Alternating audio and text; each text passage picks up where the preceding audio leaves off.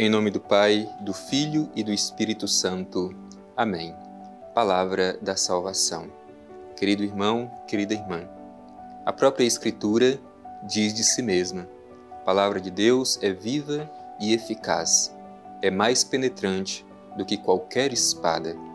Permitamos que esta palavra de Deus penetre profundamente o nosso coração e nos ajude a nos comprometer com aquilo que ela nos apresenta, com a mensagem que dela nós recebemos.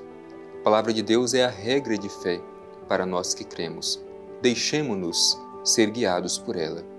Te convido neste momento, meu irmão e minha irmã, a reservar verdadeiramente este tempo para permitir que a palavra de Deus possa germinar, possa crescer, florir e produzir muitos frutos na sua vida e na vida da sua comunidade.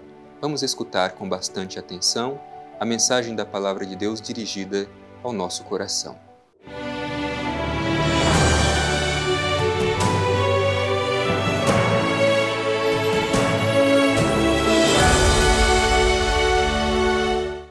Proclamação do Evangelho de Jesus Cristo segundo Lucas. Glória a vós, Senhor.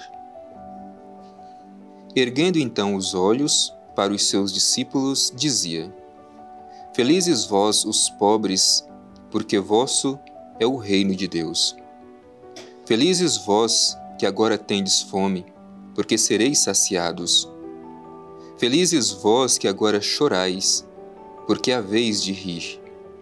Felizes sereis quando os homens vos odiarem, quando vos rejeitarem, insultarem e proscreverem vosso nome como infame por causa do Filho do Homem. Alegrai-vos naquele dia e exultai, porque no céu será grande a vossa recompensa. Pois do mesmo modo seus pais tratavam os profetas. Mas ai de vós, ricos, porque já tendes a vossa consolação. Ai de vós, que agora estáis saciados, porque tereis fome. Ai de vós, que agora rides, porque conhecereis o luto e as lágrimas. Ai de vós, quando todos vos bendizerem, pois do mesmo modo seus pais tratavam os falsos profetas. Palavra da salvação. Glória a vós, Senhor. Querido irmão, querida irmã, hoje somos colocados diante desse discurso de Jesus para os seus discípulos. Nós os conhecemos como as bem-aventuranças. É o caminho da felicidade apresentado por Jesus. No entanto, aqui aprendemos que a felicidade apresentada por Jesus é bem diferente da propaganda de felicidade que o mundo onde nós vivemos nos apresenta. Ora, hoje o mundo nos apresenta um caminho de felicidade que é mais parecido com a euforia, a felicidade que vem daquilo que nós possuímos, enquanto que Jesus apresenta uma felicidade perene, uma felicidade que permanece para sempre, que não é meramente uma euforia passageira, mas ela dura para sempre. Enquanto o mundo fala do acúmulo como o caminho de verdadeira felicidade, o Evangelho nos fala justamente da capacidade de esvaziamento. Este é verdadeiramente feliz e permite que a semente do reino cresça no seu coração. Vamos refletir com bastante atenção esse discurso inaugural de Jesus. É importante para a gente tomar consciência. O Evangelho começa dizendo: erguendo então os olhos para os discípulos, Jesus dizia. Jesus está se dirigindo especialmente para os seus discípulos. Isto é, qual é o caminho que um discípulo e uma discípula de Jesus deve percorrer? Aqui está presente. É o discurso que Jesus ensina aos seus discípulos como ser feliz. E então Jesus começa: Felizes vós os pobres, porque vosso é o reino de Deus. Aqui a gente precisa entender, não dá para a gente seguir Jesus, mas ao mesmo tempo colocar outras coisas e pessoas como valor absoluto na nossa vida. Por isso, quando o Evangelho fala felizes os pobres, está dizendo justamente deste que é capaz de relativizar tudo neste mundo para que somente Deus seja o absoluto. em sua vida. Aqui não se trata simplesmente da felicidade como uma forma de conformismo da situação de pobreza. É justamente pela força de transformação que o reino tem. Felizes vós, os pobres, porque vosso é o reino de Deus. É importante dizer que quando o Evangelho fala também de reino de Deus, não está falando de uma realidade somente para o futuro. É verdade que esta realidade se tornará plena somente no futuro. Mas quando fala de reino, é uma realidade já presente, que nós já podemos experimentá-la. Portanto, nós devemos, desde já, procurar transformar o mundo onde nós vivemos a partir dos valores do reino. E continua Jesus dizendo: Felizes vós que agora tendes fome, porque sereis saciados. Repito, as bem-aventuranças têm essa dimensão bonita da transformação e não do conformismo. Às vezes a gente pode pensar, mas as bem-aventuranças de Jesus é como que um incentivo ao conformismo. Quem está na fome, permanecer na fome. Não, as bem-aventuranças mostram justamente a força de transformação. Felizes vós que agora tendes fome, porque sereis saciados. É justamente esta força de transformação, passando da fome a ser saciados. Portanto, o reino tem essa força de transformação. Vejamos a próxima bem-aventurança. Felizes vós que agora chorais, porque é a vez de rir. Portanto, o reino de Deus não é uma proposta de conformismo, repito, para que permaneçamos na situação de dificuldades, mas o reino é força de transformação. Felizes os que têm fome? Sim, porque serão saciados. Felizes os que choram? Sim, porque serão consolados, haverão de rir. Portanto, o reino é força de transformação. Não nos esqueçamos disso. E nós somos, neste mundo, instrumentos do reino de Deus. O que estamos fazendo para transformar a realidade de fome que muitas vezes nós encontramos? O que estamos fazendo para transformar a realidade de choro que muitas vezes encontramos entre nós? O reino é força de transformação. E diz mais ainda: Felizes sereis quando os homens vos odiarem, quando vos rejeitarem, insultarem e proscreverem vosso nome como infame por causa do Filho do Homem.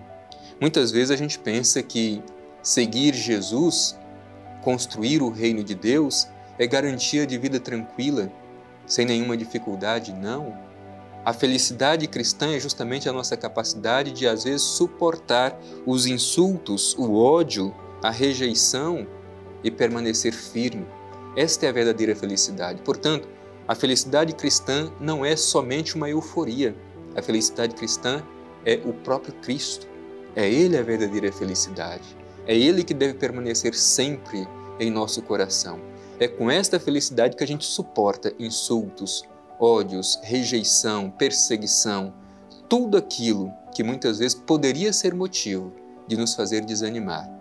Mas porque temos a verdadeira felicidade em nós, que é Cristo, não desanimamos, continuamos de cabeça erguida na realização do reino de Deus. Alegrai-vos naquele dia e exultai, porque no céu será grande a vossa recompensa, pois do mesmo modo seus pais tratavam os profetas. Portanto, Jesus ajuda os seus discípulos a compreender que eles participam da vocação profética. E assim como os profetas foram tratados no passado, os discípulos de Jesus também devem suportar perseguição, insulto e se alegrar por isso, porque será grande a recompensa nos céus. Nós buscamos recompensas neste mundo ou buscamos a recompensa do céu? E em seguida o Evangelho vai apresentar os chamados ais. Ai de vós, ricos, porque já tendes vossa consolação, isto é, aquele que em tudo procura acumular. Ai de vós que agora estáis saciados, porque tereis fome. É aqueles que não têm solidariedade, não têm compaixão, que pensam somente em si mesmos. Ai de vós que agora rides, porque conhecereis o luto e a lágrima. São aqueles que se alicerçam simplesmente na euforia do momento. A euforia do momento passa. É preciso que a gente se ancore na verdadeira felicidade que é Cristo. Ai de vós, quando todos vos bendisserem, pois, do mesmo modo, seus pais tratavam os falsos profetas. Então, se nós queremos ser somente elogiados, reconhecidos, é preciso que tomemos consciência do que diz o Evangelho. Assim eram tratados os falsos profetas. Aqueles que verdadeiramente estavam comprometidos com a verdade do reino eram maltratados, perseguidos, caluniados. Quanto a nós, tomemos consciência. Somos chamados por Jesus a fazermos parte da vocação profética. Por isso, vamos suportar o ódio, a incompreensão, a perseguição e, mesmo assim, nos exultar e alegrar, pois Cristo está presente em nossa vida.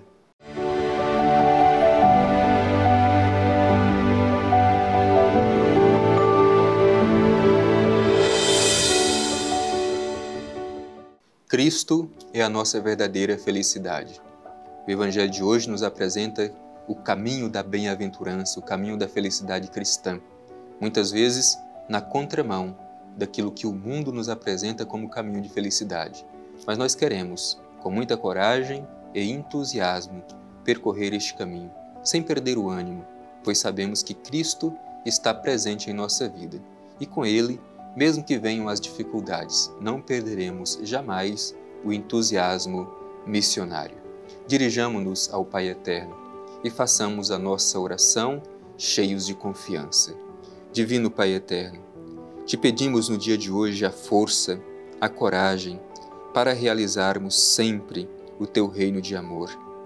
Ajuda-nos, Pai Eterno, a reconhecer que buscamos a verdadeira felicidade, não simplesmente a euforia do momento. A verdadeira felicidade, Pai Eterno, é a consciência de que Teu Filho Jesus sempre está presente em nossa vida, mesmo nos momentos de tribulação, mesmo quando somos odiados, mesmo assim, conscientes de que Cristo está presente em nossa vida e Ele é a nossa alegria verdadeira. Envia sobre nós o Teu Espírito para vivermos sempre a fidelidade da nossa vocação profética. Assim seja. Amém. O Senhor esteja convosco. Ele está no meio de nós. Abençoe-vos o Deus Todo-Poderoso, Pai, Filho e Espírito Santo. Amém.